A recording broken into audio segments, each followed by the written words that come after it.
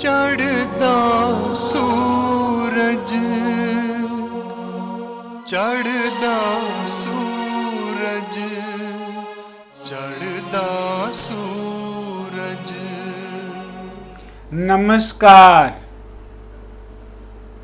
ਅੱਜ ਦਾ ਦਿਹਾੜਾ ਤੁਹਾਡਾ ਬਹੁਤ ਸੋਹਣਾ ਜਾਵੇ, ਬਹੁਤ ਸੁਖੀ ਜੀਵਨ ਲਵੋ ਤੁਸੀਂ, ਅਜਿਹੀ ਮੇਰੀ ਮੰਗਲ ਕਾਮਨਾ। ਅੱਜ ਜਿਨ੍ਹਾਂ ਜਾਤਕਾਂ ਦਾ ਜਨਮ ਦਿਨ, ਉਹਨਾਂ ਨੂੰ ਲੱਖ ਲੱਖ ਵਧਾਈ। ਈਸ਼ਵਰ ਉਹਨਾਂ ਦੀ ਹਰ ਤਮੰਨਾ ਪੂਰੀ ਕਰਨ, ਅਜਿਹੀ ਮੇਰੀ ਪ੍ਰਾਰਥਨਾ।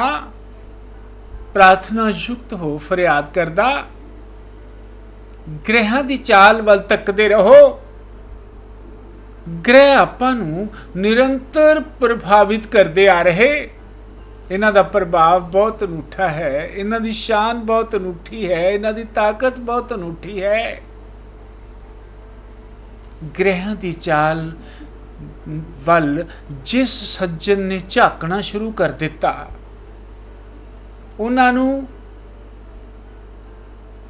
ਮੱਥੇ ਟੇਕਣੇ ਸ਼ੁਰੂ ਕਰ ਦਿੱਤੇ, ਉਹਨਾਂ ਦੇ ਪ੍ਰਤੀ ਨਤਮਸਤਕ ਹੋ ਗਏ,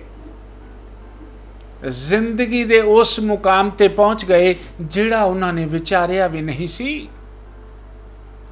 ਮੈਂ ਬਾਰ-ਬਾਰ ਇੱਕੋ ਹੀ ਗੱਲ ਦੁਹਰਾਉਂਦਾ ਰਹਿੰਦਾ ਹਾਂ, ਗ੍ਰਹਿਾਂ ਦੀ ਚਾਲ ਵੱਲ ਤੱਕਦੇ ਰਹੋ। ਉਹਦਾ ਕਾਰਨ ਕੀ ਹੈ? ਜਦੋਂ ਕੋਈ ਗ੍ਰਹਿ ਵਕਰੀ ਹੁੰਦਾ ਹੈ, ਕੋਈ ਅਸਥ ਹੁੰਦਾ ਹੈ, ਕਿਸੇ ਮਾੜੇ ਗ੍ਰਹਿ ਦੀਆਂ ਨਿਗਾਹਾਂ ਕਿਸੇ ਚੰਗੇ ਤੇ ਪੈਂਦੀਆਂ, ਕਿਸੇ ਚੰਗੇ ਗ੍ਰਹਿ ਦੇ ਨਾਲ ਮਾੜਾ ਜਾ ਬੈਠਦਾ ਹੈ, ਰੰਗਤ ਨਹੀਂ ਚੜ੍ਹਦੀ। ਫਿਰ ਜਦੋਂ ਤੁਸੀਂ ਨਤਮਸਤਕ ਹੋ ਕੇ ਪ੍ਰਾਰਥਨਾਵਾਂ ਵਿੱਚ ਜਾਂਦੇ ਹੋ, ਫਿਰ ਬਚ ਜਾਂਦੇ ਹੋ ਉਸ ਗ੍ਰਹਿ ਦੇ ਐਕਸ਼ਨ ਤੋਂ।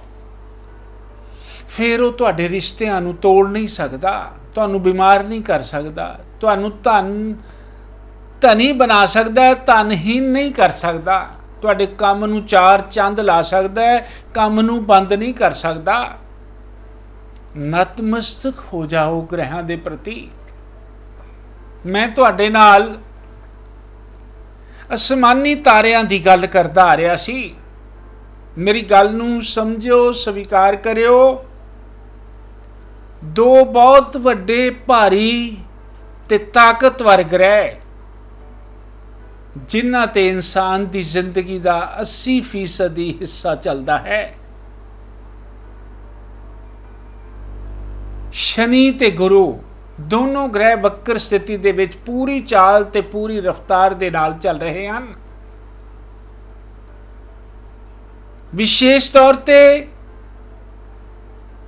ਤੁਸੀਂ ਵੇਖਿਆ ਹੋਵੇਗਾ, ਤੁਸੀਂ ਸੁਣਿਆ ਹੋਵੇਗਾ, ਤੁਸੀਂ ਸੁਣ ਰਹੇ ਹੋਵੋਗੇ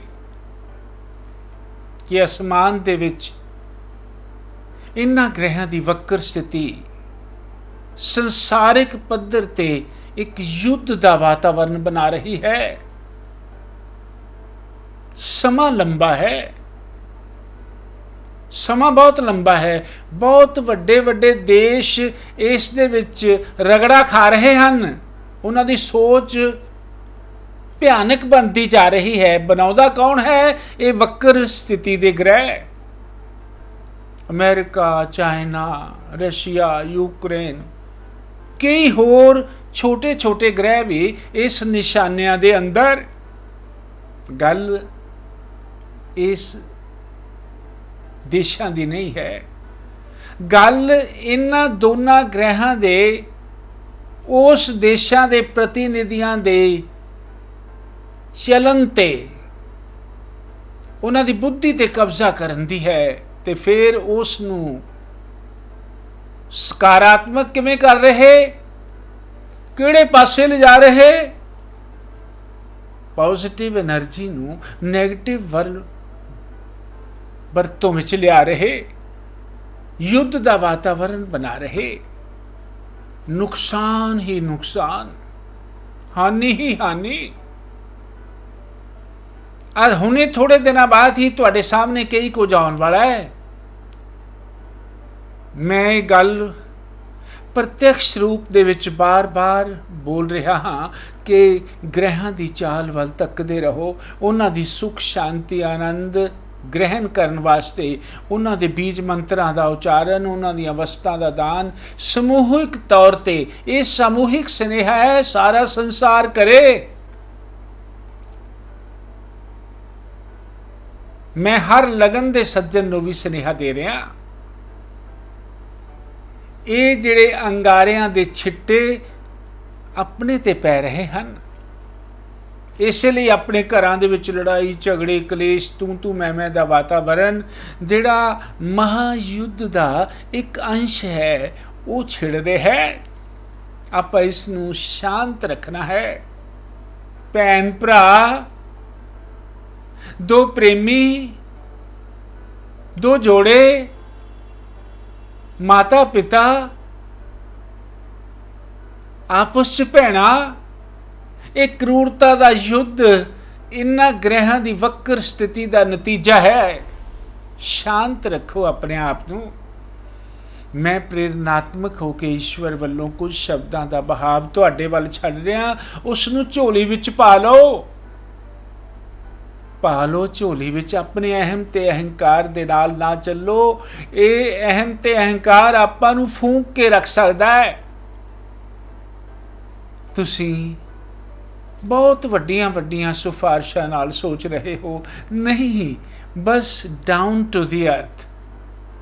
ਆਪਣੀਆਂ ਨਿਗਾਹਾਂ ਨੂੰ ਥੱਲੇ ਲੈ ਕੇ ਚੱਲੋ, ਈਸ਼ਵਰ ਦਾ ਸਹਾਰਾ ਲੈ ਕੇ ਚੱਲੋ। ਮੈਂ ਸ਼ਬਦ ਬਾਰ-ਬਾਰ ਰੋਜ਼ ਕਿਉਂ ਦੁਹਰਾ ਰਿਹਾ? ਤਾਂ ਕਿ ਆਪਾਂ ਉਸ ਯੁੱਧ ਦੇ ਹਿੱਸੇਦਾਰ ਨਾ ਬਣ ਜਾਈਏ, ਪੀੜਾਂ ਵਿੱਚ ਨਾ ਚਲੇ ਜਾਈਏ। ਉਹ ਪੀੜਾਂ ਆਪਣੀ ਯਸ਼ ਮਾਨ ਕੀਰਤੀ ਤੇ ਹਮਲਾ ਕਰ ਸਕਦੀਆਂ, ਉਹ ਆਪਣੀ ਕਿਸਮਤ ਤੇ ਹਮਲਾ ਕਰ ਸਕਦੀਆਂ, ਉਹ ਆਪਣੇ ਕਰਮ ਸਥਾਨ ਤੇ ਹਮਲਾ ਕਰ ਸਕਦੀਆਂ, ਉਹ ਆਪਣੇ ਧਨ ਸਥਾਨ ਤੇ ਹਮਲਾ ਕਰ ਸਕਦੀਆਂ, ਉਹ ਆਪਣੇ ਰੋਗ ਸਥਾਨ ਤੇ ਹਮਲਾ ਕਰ ਸਕਦੀਆਂ। ਆਪਾਂ ਆਪਣੇ ਆਪ ਨੂੰ ਯਸ਼ਸਵੀ ਰੂਪ ਵਿੱਚ ਹੀ ਰੱਖਣਾ ਹੈ, ਤੇਜਸਵੀ ਰੂਪ ਵਿੱਚ ਹੀ ਰੱਖਣਾ ਹੈ। ਰਹੋਗੇ ਕਿਵੇਂ? ਈਸ਼ਵਰ ਦੀ ਭਗਤੀ ਦੇ ਨਾਲ ਤੇ ਇਹਨਾਂ ਗ੍ਰਹਿਾਂ ਦੀਆਂ ਵਸਤਾਂ ਦੇ ਦਾਨ ਦੇ ਨਾਲ, ਉਹਨਾਂ ਦੇ ਮੰਤਰਾਂ ਦੇ ਉਚਾਰਨ ਦੇ ਨਾਲ, ਉਹਨਾਂ ਦੇ ਪ੍ਰਤੀ ਆਸਤਿਕ ਅਵਸਥਾ ਦੇ ਨਾਲ। ਨੈਸ਼ਟਿਕ ਦੋਸ਼ਾਂ ਤੋਂ ਮੁਕਤੀ ਲੈਣੀ ਹੈ ਆਪਾਂ। ਨੈਸ਼ਟਿਕ ਦੋਸ਼ ਕ੍ਰੀਏਟ ਕਿੱਥੋਂ ਹੁੰਦੇ? ਵਕਰ ਗ੍ਰਹਿ ਬਹੁਤ ਤੇਜ਼ ਰਫ਼ਤਾਰ ਦੇ ਨਾਲ ਚੱਲਦੇ ਤੇ ਉਹ ਸਿੱਧਾ ਮਗਜ਼ ਤੇ ਅਟੈਕ ਕਰਦੇ। ਮਗਜ਼ ਨੂੰ ਕੁਰੇਦਦੇ ਹੋ। ਕੁਰੇਦਨ ਦੇ ਨਾਲ ਗੁੱਸਾ ਪੈਦਾ ਹੁੰਦਾ ਹੈ ਤੇ ਗੁੱਸੇ ਦੇ ਨਾਲ ਕਈ ਤਰ੍ਹਾਂ ਦੇ ਹਿੰਸਾਤਮਕ ਕਾਰਵਾਈਆਂ ਤੇ ਉਹ ਹਿੰਸਾਤਮਕ ਕਾਰਵਾਈਆਂ ਦੇ ਨਾਲ ਕਈਆਂ ਤਰ੍ਹਾਂ ਦਾ ਨੁਕਸਾਨ। ਆਪਾਂ ਉਸ ਤੋਂ ਬਚਣਾ ਹੈ। ਆਪਾਂ ਉਸ ਤੋਂ ਬਚਣਾ ਹੈ, ਆਪਾਂ ਉਸ ਵੱਲ ਨਹੀਂ ਚੱਲਣਾ। ਇਹ ਲੰਬੇ ਅਰਸੇ ਦੇ ਗ੍ਰਹਿ ਜਿਹੜੇ ਵਕਰ ਸਥਿਤੀ ਦਾ ਚੋਲਾ ਪਹਿਨ ਕੇ ਘੁੰਮ ਰਹੇ, ਇਹ ਕਿਤੇ ਆਪਣਾ ਬਹੁਤ ਵੱਡਾ ਨੁਕਸਾਨ ਕਰਕੇ ਫੇਰ ਸਿੱਧੇ ਹੋਣਗੇ। ਪਰ ਆਪਾਂ ਇਹਨਾਂ ਨੂੰ ਸਿੱਧੇ ਰੂਪ ਵਿੱਚ ਹੀ ਰੱਖਣ ਦਾ ਪ੍ਰਯਾਸ ਕਰਨਾ ਹੈ, ਪ੍ਰਾਰਥਨਾਵਾਂ ਦੇ ਨਾਲ।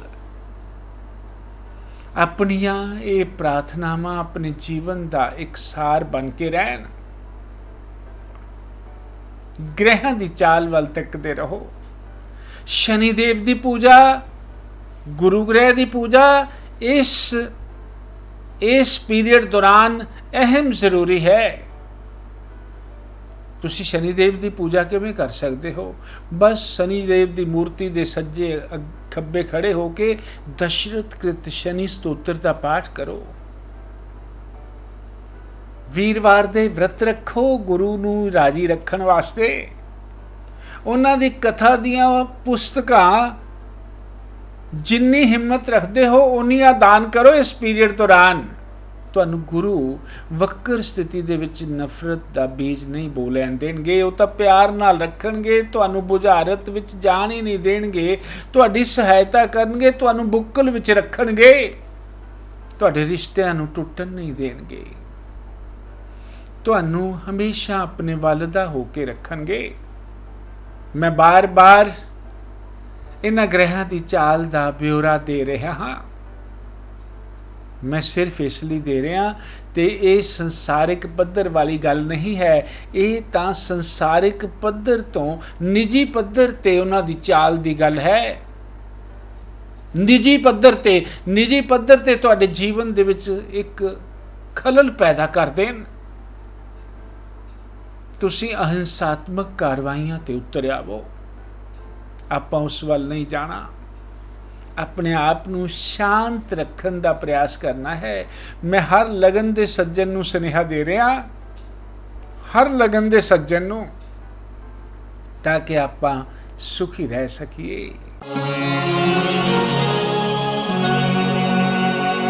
ਅੱਜ ਜਿਨ੍ਹਾਂ ਜਾਤਕਾਂ ਦਾ ਜਨਮ ਦਿਨ, ਉਹਨਾਂ ਨੂੰ ਲੱਖ ਲੱਖ ਵਧਾਈ। ਈਸ਼ਵਰ ਉਹਨਾਂ ਦੀ ਹਰ ਤਮੰਨਾ ਪੂਰੀ ਕਰਨਗੇ। ਤੁਹਾਡਾ ਇਹ ਵਰਾ ਵਿਸ਼ੇਸ਼ ਸ਼ੁੱਕਰ ਗ੍ਰਹਿ ਦੇ ਥੱਲੇ ਜਾਣ ਵਾਲਾ ਹੈ। ਸੁੰਦਰਤਾ ਦੇ ਮਾਲਿਕ ਸ਼ੁੱਕਰ, ਜ਼ਿੰਦਗੀ 'ਚ ਝੋਲੀਆਂ ਭਰ ਦੇਣ ਵਾਲੇ ਸ਼ੁੱਕਰ, ਅਸਮਾਨ 'ਚ ਸਭ ਤੋਂ ਜ਼ਿਆਦਾ ਚਮਕਣ ਵਾਲੇ ਸ਼ੁੱਕਰ ਇਸ ਵਰੇ ਦਾ ਚੋਲਾ ਪਹਿਨ ਕੇ ਤੁਹਾਡੀ ਜ਼ਿੰਦਗੀ ਵਿੱਚ ਆਏ ਹਨ। ਓਮ ਸ਼ੁਕਰਾਏ ਨਮः। ਬ੍ਰਾਹਮਣਾਂ ਦੀ ਸੇਵਾ, ਖੀਰ ਦਾ ਦਾਨ, ਮਹਾ ਕਲਿਆਣ ਕਰਕੇ ਵੇਖਿਓ। ਅੱਜ ਜਿਨ੍ਹਾਂ ਦਾ ਜਨਮ ਦਿਨ, ਉਹਨਾਂ ਨੂੰ ਪੂਰਨ ਫਲ ਮਿਲੇਗਾ। ਚਿੰਤਾਵਾਂ, ਪਰੇਸ਼ਾਨੀਆਂ, ਦੁੱਖ, ਦਰਿਦਰ, ਹਨੇਰੇ ਆਪਣੇ ਰੋਕਣ ਨਾਲ ਨਹੀਂ ਰੁਕ ਸਕਦੇ। ਆਪਣੇ ਹੱਥਾਂ ਦਾ ਉਸ ਵਿੱਚ ਕੋਈ ਕੰਮ ਨਹੀਂ ਹੈ। ਇਹ ਰੁਕਣਗੇ ਆਪਣੀ ਅੰਦਰਲੀ ਦੁਰਬਲਤਾ ਨੂੰ ਦੂਰ ਕਰਕੇ। ਤੇ ਆਪਣੀ ਅੰਦਰਲੀ ਦੁਰਬਲਤਾ ਦੂਰ ਕਿਵੇਂ ਹੋਊ? ਸੰਕਲਪ ਸ਼ਕਤੀ ਦੇ ਸਹਾਰੇ। ਮੈਂ ਸ਼ਕਤੀਸ਼ਾਲੀ ਹਾਂ, ਅੱਜ ਮੇਰੇ ਨਾਲ ਸਭ ਚੰਗਾ ਹੀ ਹੋਣਾ ਹੈ। ਮੈਂ ਸ਼ਾਂਤ ਆਤਮਾ ਹਾਂ, ਮੇਰੇ ਕੋਲ ਸਭ ਕੁਝ ਹੈ। ਜ਼ਿੰਦਗੀ ਦੇ ਮਾਇਨੇ ਬਦਲ ਜਾਣਗੇ। ਤੁਸੀਂ ਕਰਕੇ ਵੇਖੋ। ਹਰ ਪਕਸ਼ ਤੋਂ ਤੁਸੀਂ ਇਹਨਾਂ ਪਰੇਸ਼ਾਨੀਆਂ, ਇਹਨਾਂ ਪਰਿਸਥਿਤੀਆਂ ਤੋਂ ਦੂਰ ਹੋ ਜਾਵੋਗੇ ਤੇ ਪਰਮ ਸੁਖੀ ਹੋ ਜਾਵੋ। ਅੱਜ ਦਾ ਦਿਹਾੜਾ ਮੰਗਲਮੈ ਸ਼ਬਦਾਂ ਦੇ ਨਾਲ। ਅੱਜ ਦਾ ਰਾਸ਼ੀਫਲ, ਮੇਖ ਰਾਸ਼ੀ ਦੇ ਸੱਜਣ ਸੱਟ ਪੇਟ ਲੱਗ ਸਕਦੀ, ਧਿਆਨ ਰੱਖਿਓ। ਬ੍ਰਿਖ ਰਾਸ਼ੀ ਦੇ ਸੱਜਣੋਂ, ਪਰਿਵਾਰ ਦੇ ਵਿੱਚ ਪਰਿਵਾਰਿਕ ਮੈਂਬਰਾਂ ਦੀ ਗੱਲ ਵਿੱਚ ਨਾ ਆਇਓ ਅੱਜ। ਮਿਥੁਨ ਰਾਸ਼ੀ ਦੇ ਸੱਜਣੋਂ, ਪੜੋਸ ਪਰੇਸ਼ਾਨ ਕਰ ਸਕਦਾ ਹੈ। ਕਰਕ ਰਾਸ਼ੀ ਦੇ ਸੱਜਣੋਂ, ਮਾਂ ਦੀ ਸਿਹਤ ਦਾ ਧਿਆਨ ਰੱਖਣਾ ਅਹਿਮ ਜ਼ਰੂਰੀ ਹੈ। ਸਿੰਘ ਰਾਸ਼ੀ ਦੇ ਸੱਜਣਾਂ ਨੂੰ ਪਿਆਰ ਦੀਆਂ ਰਾਹਾਂ ਵਿੱਚ ਕੰਢੇ ਮਿਲ ਸਕਦੇ। ਕੰਨਿਆ ਰਾਸ਼ੀ ਦੇ ਸੱਜਣ ਅੱਜ ਰੋਗ ਤੋਂ ਮੁਕਤ ਹੋ ਜਾਣਗੇ। ਤੁਲਾ ਰਾਸ਼ੀ ਦੇ ਸੱਜਣੋਂ, ਅੱਜ ਤੁਸੀਂ ਉਦਾਸੀਆਂ ਤੋਂ ਕੋਸਾਂ ਮੀਲ ਦੂਰ ਚਲੇ ਜਾਵੋਗੇ। ਖੁਸ਼ੀ ਮੰਡਰਾਵੇਗੀ ਤੁਹਾਡੇ ਵਿਹੜੇ ਵਿੱਚ। ਬ੍ਰਿਸ਼ਚਿਕ ਰਾਸ਼ੀ ਦੇ ਸੱਜਣ, ਪੁੱਤਰਾ ਤੱਤਵ ਦਾ ਲਾਭ, ਡੁੱਬਿਆ ਧਨ ਵਾਪਿਸ ਮਿਲੇ। ਧਨੁ ਰਾਸ਼ੀ ਦੇ ਸੱਜਣ, ਕਿਸਮਤ ਦੇ ਸਹਾਰੇ ਉੱਚੀ ਉਡਾਰੀ। ਮਕਰ ਰਾਸ਼ੀ ਦੇ ਸੱਜਣਾਂ ਨੂੰ ਅੱਜ ਸਮਾਜ ਤੋਂ ਸੋਹਣਾ ਸੁਨੇਹਾ ਮਿਲਣ ਵਾਲਾ ਹੈ। ਕੁੰਭ ਰਾਸ਼ੀ ਦੇ ਸੱਜਣ, ਪੀੜਾ ਨਾਲ ਜਕੜੇ ਜਾ ਸਕਦੇ। ਮੀਨ ਰਾਸ਼ੀ ਦੇ ਸੱਜਣੋਂ, ਅੱਜ ਇਕੱਠ ਵਿੱਚ ਨਾ ਜਾਇਓ, ਕੋਈ ਸੱਟ ਲੱਗ ਸਕਦੀ। ਨਮਸਕਾਰ। ਚੜ੍ਹਦਾ ਸੂਰਜ ਪ੍ਰੋਗਰਾਮ ਨੂੰ ਤੁਸੀਂ ਵੇਖ ਸਕਦੇ ਹੋ ਸਾਡੇ YouTube ਚੈਨਲ ਐਸਟ੍ਰੋ ਸ਼ੋ ਬਾਈ ਕਮਲਦੀਪ ਤੇ। ਨਾਲ ਹੀ ਚੈਨਲ ਨੂੰ ਲਾਈਕ ਤੇ ਸਬਸਕ੍ਰਾਈਬ ਕਰਨਾ ਨਾ ਭੁੱਲੋ। ज्योतिष सम्राट कमलदेव जी, 41 अमन पार्क, सामने चुंगी, फिरोजपुर रोड, लुधियाना।